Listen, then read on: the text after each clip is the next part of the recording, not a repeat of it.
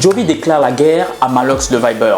En fait, tout part du fait que Jovi avait fait il y a quelques mois la première partie de l'artiste nigérian Techno et que ce dernier avait fait de cela un problème personnel. Il lui a demandé de publier son contrat et il a dit à ses fans de ne plus aller à un concert où il est programmé en première partie. Moi, je lui ai posé la question de savoir qu'en est-il de ce concert où tu es en première partie, qu'est-ce que tu diras à tes fans? Il a dit carrément qu'il les invite à venir au concert. Jovi lui a demandé donc de lui présenter les excuses, sinon il lui déclarait la guerre. Espérons que cette guerre ne finisse pas en coup de poing ou alors en coup de canon.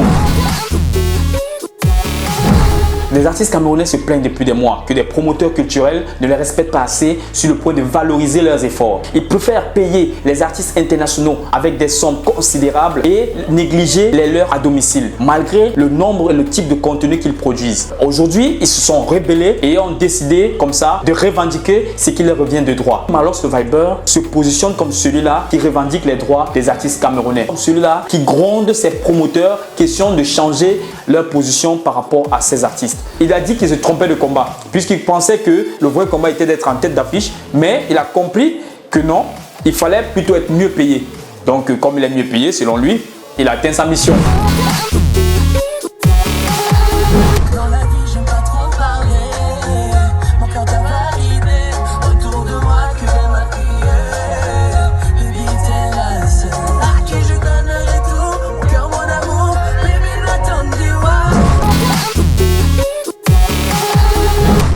Imaginez un instant, vous êtes en Égypte, captivé pendant 400 ans en esclavage et qu'un jour Dieu vous envoie un sauveur, un messie, un libérateur qui vous fera traverser la mer Rouge. Au moment de traverser la mer Rouge, Pharaon corrompt votre héros et lui dit qu'il a un talent de stripteaseur. Ce dernier se met à danser devant vous. Au lieu de vous sauver, vous restez toujours en esclavage, vous restez captivé une fois de plus. C'est comme ça que Grand Barak, on l'a vu comme notre sauveur, comme notre libérateur qui va nous apporter la lumière et qui va mettre fin aux coupures des néos. Seulement, on l'a trouvé une distraction. Lui qui voulait seulement la lumière pour faire tourner ses activités. On l'a complètement éloigné de son objectif premier. On ne sait plus s'il est soudeur ou artiste musicien. On a complètement oublié la revendication. Sous autres cieux, il serait prix Nobel, forcément. Je confirme ma présence 11 novembre pour un show inédit. On va goûter ça en vrai. C'est le Grand Barak. Les vidéos de la semaine, on commence tout de suite avec Dambot Family qui nous sort le point levé. Comme un seul homme, il est temps que l'on se lève, pour la paix qu'on ravale notre flot de haine. Frère, dis-moi la vérité qui nous divise, ceux qui l'instrumentalisent, rappelle-toi notre devise. Papy Denex fait une chanson sur la tragédie de Bafoussam avec le titre Mon pays va mal. Réfugié, qu'est-ce que je deviendrai sans le Cameroun? Les papas comme les gens ne font que partir, trop d'innocents qui versent le sang. Just Feel Good a nous fait une chanson sur l'odeur de la greffe. L'odeur of ça. Yish. L'odeur of ça. Ah, l'odeur de sa greffe peut te faire fuir. C'est sous. J'ai voulu faire d'elle ma mise père, une femme épanouie. Ok, chat de mes chats.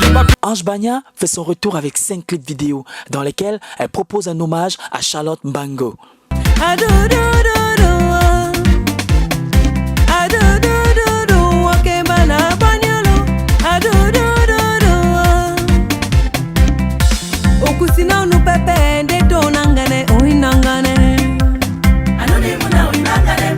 Sandrine Nanga, Mrs. Moulema, nous vient avec son titre Pas besoin. J'ai pas besoin d'avoir monté, cause you're loving me every day. Même si j'ai rien à te donner, you're loving me every day. Si vous avez aimé, n'oubliez pas de laisser un pouce bleu et mettez en commentaire le sujet qui vous a le plus intéressé. Si vous êtes nouveau sur la chaîne, n'oubliez pas de vous abonner et activer la cloche de notification. On se dit à la semaine prochaine. Ciao, ciao.